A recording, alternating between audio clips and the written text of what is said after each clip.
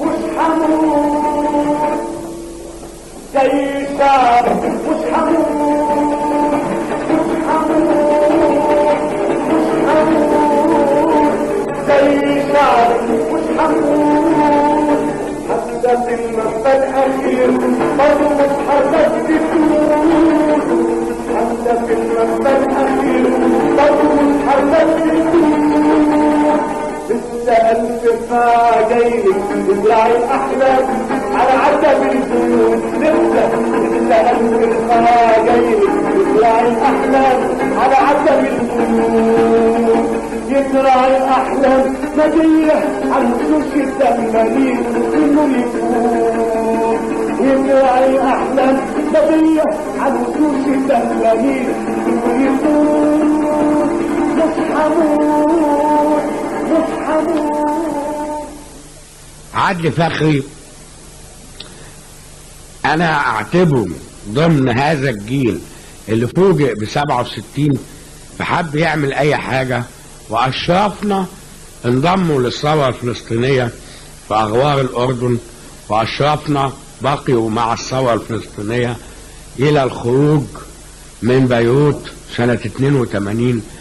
دول الشهداء اشرف واجمل المصريين اللي خرجوا طلبة صغيرين جدا وراحوا هناك، واعتقد ان يعني ماتوا في سبيل الامة العربية.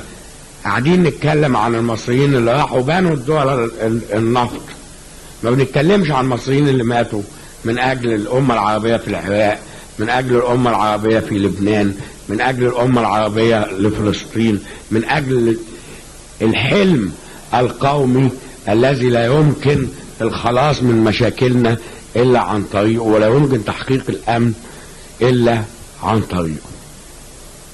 عدلي فخري من الجيل اللي ما راحش في الاول، لكنه كان على طول بيغني. وكان احنا فوجئنا في الجامعة بان ناس ماشية تقول لولي يا لالي. ايه لولي يا لالي دي؟ حاجة لا يعني جملة لحنية جميلة جدا. ايه لولي يا لالي؟ قالوا المركز الثقافي السوفيتي بيعرض مسرحية حكالنا عنها الاستاذ سمير، حكايات جميلة. الكلام اللي انا كنت قايل له عليه قالوا عن المسرحية، فطبعا انا مش هقول دلوقتي عنه حاجة، انما كنا بنروح وكأنه واجب. احنا كنا فاكرين ان احنا بنروح نعمل واجب، ان لازم الحكاية دي تتشاف وتسمع ونسقف لكل كلمة ولكل شعار حلو يتقال، لازم نسقف، لازم نأكده للوطن. اللي حصل ان احنا بعد العمر ده كله كنا بنروح لكي نعالج من آلامنا الداخلية ومن قلة الفعل العربي وقلة الفعل المصري وقلة الفعل المثقف وقلة المعرفش ايه وقلة ايه وحاجات كتير تدعونا النهاردة ان احنا نقف شمخين رغم كل شيء. عدلي فخري ليه واقفة على المسرح كده هي اللي باقية في عينيا، وقفته وظهره رايح لورا كده والعود في ايده وبيغني بقوة. اما شفته راجع بعد كده من بيروت ما شفتش عدلي فخري، دورت فيه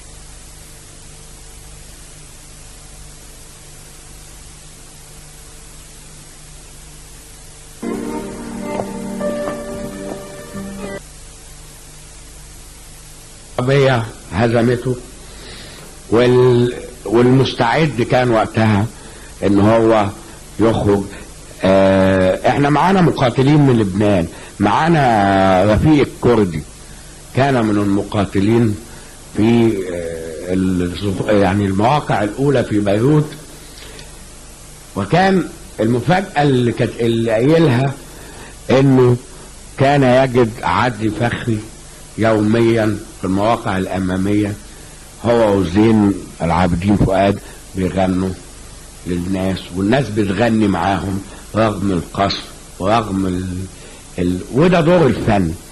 ده الدور اللي زي الاستاذ سمير ما طلب حقيقي الا يحمل الفن دور اكبر من دوره، لانه دوره من اكبر ما يمكن. يعني ما فيش فلسفة مع الفن، ما فيش انت بتعمل كده لا مفروض تعمل كده. الفن بيعمل اكبر بكتير جدا مما نتصوره لو قعدنا احنا ننظر. فبدون تنظير انا احمل الكثيرين انتصار الفنان، لكن برضه بهديهم انتصار غنائه، وانتصار غنائه كبير جدا، وهو ده اللي هيعيش. وهنمشي نقول كل الاغاني اللي الفها الاستاذ سمير واللي لحنها عدلي فخري واللي كان بيعالجونا بيها ايام ما كانت الدنيا ضلمه. الشمس نامت يا نعيمة، مجروحة زيك وحزينة. الشمس نامت يا نعيمة، مجروحة زيك وحزينة. ناسية اللي فات وهتنسي الجاي، الشمس مش زي الإنسان. ناسية اللي فات وهتنسي الجاي، الشمس مش زي الإنسان. احنا قلوبنا زي الناي، احنا قلوبنا زي الناي، جروحه فيه هي الألحان، جروحه فيه هي الألحان. مشاهدينا الكرام في كل مكان، معنا ومعكم الشاعر الكبير والمخرج الكبير الأستاذ شوقي حجاب. أهلا وسهلا بحضرتك. أهلا وسهلا. النهارده يعني هذه الندوة الثقافية من داخل أتيليه القاهرة وعن الملحن الكبير الراحل عدلي فخري، وبنقول يعني لماذا لم ينل حظه الذي يستأهله من الشهرة يعني اللي بتعدل وتوازي إبداعاته اللحنية. عدلي فخري واحد من جيل لم يكن يهمه الإعلام بقدر ما يهمه الفعل اللي ممكن الناس تروح له، مش هو اللي يروح لهم. هو كان نادر الذهاب إلى الأجهزة، وكان يعني عايش على حكاية الندوات والقعدات الخاصة والعمل في وسط المواقع. زي يعني مثلا فترة لما كان في بيروت كان بيروح في وسط المقاتلين، وبيروح في وسط الشهداء، وفي وسط المقيمات وكذا. في هذه الفترة ما كانش فيه إعلام قادر على أنه يدخل بالبساطة اللي هي بتاعتنا النهاردة يعني مثلا. فهو ما كانش ده طموحه الذات بقدر ما هو طموحه ما يحلم به لهذا الوطن. ودي أحد ميزات عدلي فخري. هو ما عمروش قال على نفسه المطرب مثلا، كان يقول على نفسه أنا المغني. ولأنه شايف المطرب ما هياش القضية. يعني حضرتك أستاذ شوقي هو لم يتخذ يعني الفن سواء التلحين أو الغناء يعني وسيلة للتكسب والارتزاق، دي ميزة ولا عيب؟ لا، كلنا على كلنا يعني أساس الشغل وأنت بتعمل فن ما بيبقاش قضيتك الأولانية أنك أنت تتكسب وترتزق. ده الفرق بين كثيرين ممن يرتزقون فقط، حتى لو كان عندهم شبه موهبة أو ربع موهبة. هو قضيته وقضية هذا الجيل، كثير من شرفاء هذا الجيل، انهم يعملوا فن صافي صادق مخلص يعبر عن نبض هذه الأمة وهذا الوطن.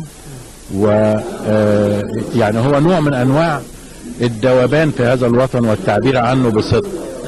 ثم إذا جاءت أي أجهزة لتجعلنا نرتزق من وراء هذا العمل لا مانع، يعني وانا واحد من الناس بعمل كده يعني، لكن ما بيبقاش الهدف وانا قاعد في بيتنا بكتب عمل او بخرج عمل ان انا يبقى القضية ناخد قرشين، يعني بنسميها عندنا السبوبة.